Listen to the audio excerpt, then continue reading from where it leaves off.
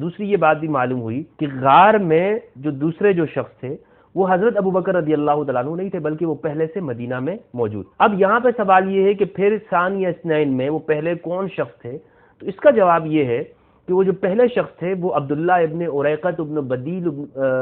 من بنی بدیل بنی بکر سے تھے، اور یہ کون ہے؟ یہ کافر تھا، اور یہ جو شخص ہے چونکہ اس کے نام کے اندر بکر آتا ہے تو لہٰذا بعد میں لوگوں نے اسے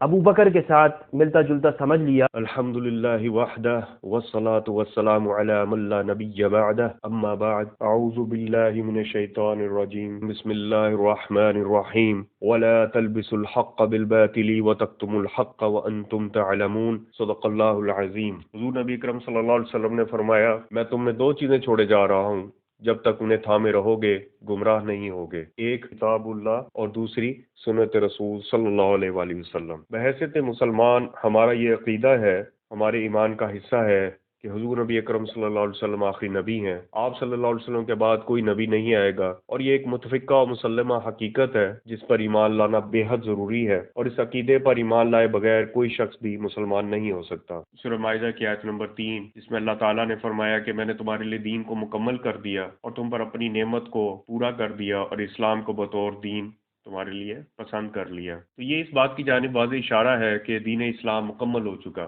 اب اس میں مزید کمی بیشی کی کوئی گنجائش ہی نہیں۔ پھر جب اللہ تعالیٰ اسے قیامت تک کے لیے انسانوں کی رشد و ہدایت کا ذریعہ بنا چکا ہے، تو کیا یہ بات کہنا یا ایسا خیال پیش کرنا جس سے یہ ظاہر ہو کہ شاید دین میں ابھی بھی کوئی کمی ہے یا کوئی فلاز باقی ہیں، تو بھلا ایسی بات کرنے والا مسلمان رہ سکتا ہے؟ بحیثیت مسلمان ہمارا یہ ایمان ہے کہ جس طرح قرآن پاک لفظ بلفظ محفوظ ہے، اسی طرح حضور نبی اکرم صلی اللہ علیہ وسلم کی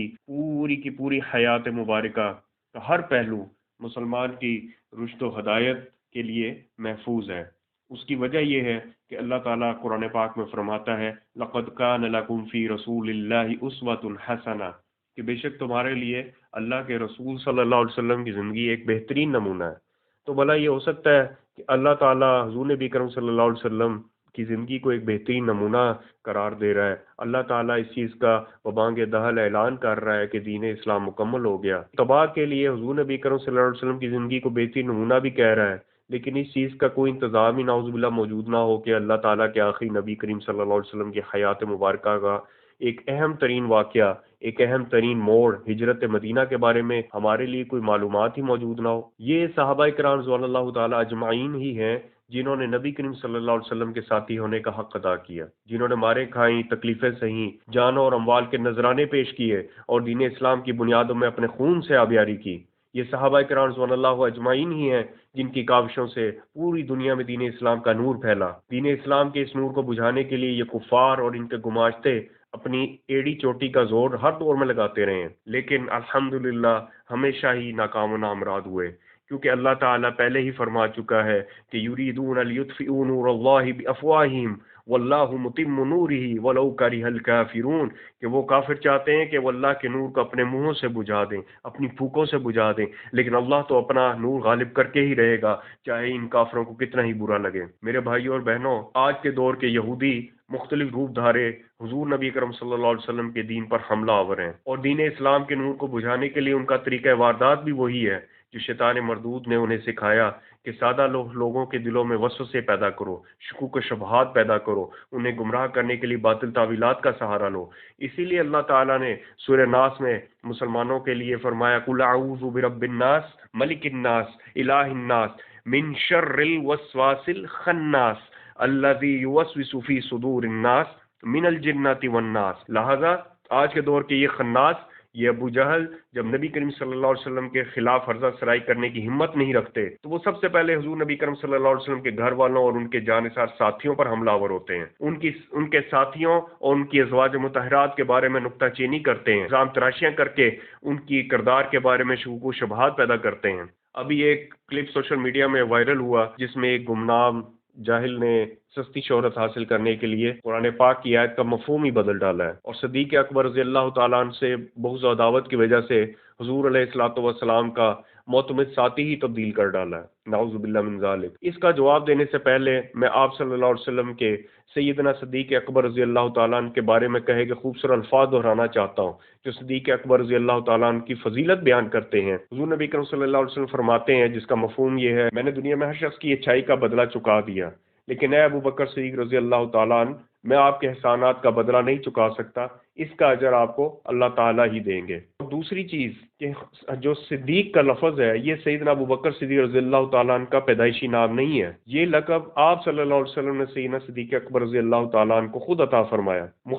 مختلف احادیث کی جو کتابیں ہیں ان کے اندر یہ روایت موجود ہے جس میں واقعہ معراج کے حوالے سے بیان کیا گیا ہے، اور جس کا مفہوم یہ ہے کہ جب ابو جہل نے یہ سنا کہ حضور نبی کریم صلی اللہ علیہ وسلم نے واقعہ معراج کے حوالے سے کوئی بات کی ہے، تو یہ بدبخت آپ صلی اللہ علیہ وسلم کا مذاق اڑانے لگا۔ اس نے حضرت سیدنا ابو بکر صدیق رضی اللہ تعالیٰ عنہ سے کہا کہ تمہارا دوست محمد صلی اللہ علیہ وسلم ایسی بات کہہ رہے ہیں، تو جواب میں صدیق اکبر رضی اللہ تعالیٰ عنہ نے فرمایا کہ اگر انہوں نے کہا ہے، یعنی حضور نبی کریم صلی اللہ علیہ وسلم نے کہا ہے، تو بے شک انہوں نے سچ کہا۔ تو آپ صلی اللہ علیہ وسلم نے ان کی اس قدر ایمان افروز بات پر انہیں صدیق کا لقب عطا فرمایا۔ لہذا پہلے تو یہ بات ذہن نشین کر لی جائے کہ آپ صلی اللہ علیہ وسلم نے صدیق کا لقب خود صدیق اکبر رضی اللہ تعالیٰ عنہ کو عطا فرمایا۔ لہذا آج جب کوئی صدیق اکبر رضی اللہ تعالیٰ عنہ کی شان اقدس کو مشکوک بنانے پر تلا ہوا ہو تو اس کے قول و اقوال کی کوئی منطقی یا شرعی حیثیت ہی نہیں، کیونکہ ہمیں اپنے نبی کریم صلی اللہ علیہ وسلم کی ہر بات پر جو بھی آپ صلی اللہ علیہ وسلم نے فرمایا ہمیں اس پر ایمان ہے، ہمیں اس پہ یقین ہے۔ سوشل میڈیا پر وائرل ہونے والی کلپ میں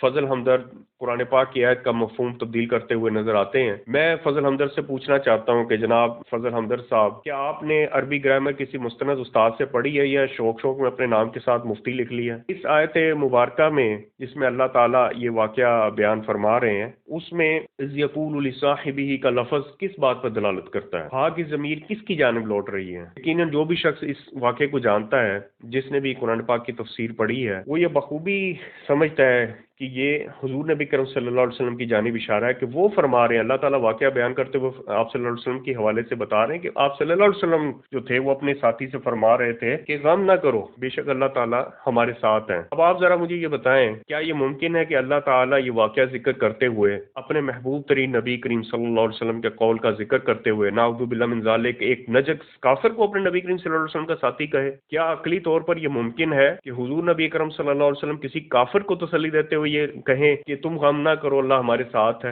اب آیت کے اندر لفظ استعمال ہوا ان اللہ معنا، تو یہاں لفظ معنا استعمال ہوا یعنی ہمارے ساتھ، جمع کا صیغہ ہے، یعنی جو دو لوگ موجود ہیں اللہ ان دونوں کے ساتھ ہے، یہ کسی ایک کے لیے نہیں ہے کہ آپ صلی اللہ علیہ وسلم نے یہ نہیں فرمایا کہ اللہ میرے ساتھ ہے، کہا اللہ ہمارے ساتھ ہے۔ تو فضل ہمدرد صاحب، اگر آپ کی بات کو بالفرض لے لیا جائے کہ وہ